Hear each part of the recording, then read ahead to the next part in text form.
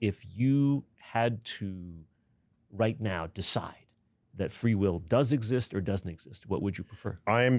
My thinking over the recent years, because I didn't used to think about this at all, my thinking over recent years is leaning towards the absence of free will for practically everything we think and do in our lives.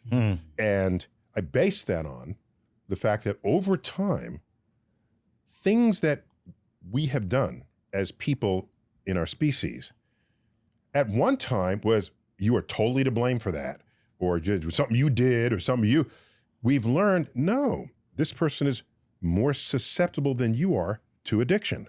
Right. There's a biochemistry there. This person cannot just be made the life of the party because they're on the autism spectrum.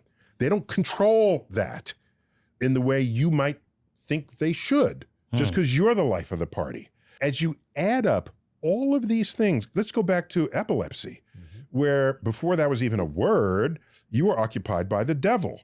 Did you do something bad? Or, well, you knew it was not, everyone knew you were not in control of it. But today, no one is saying, did you have the free will to not have an epileptic seizure? Of course not. Do you have the free will to not be depressed? The person who's ready to jump off the bridge, in that instant, do they have the free will to not jump off the bridge?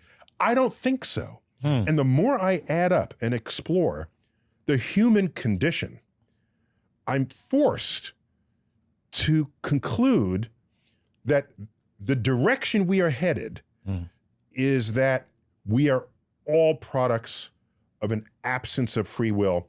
Does the criminal who's born in poverty have free will to not be a criminal if most of the people in prison came in below the poverty line? So there's some sociological force operating there, So that where we are less susceptible to that force. I think that's a great question, analogy.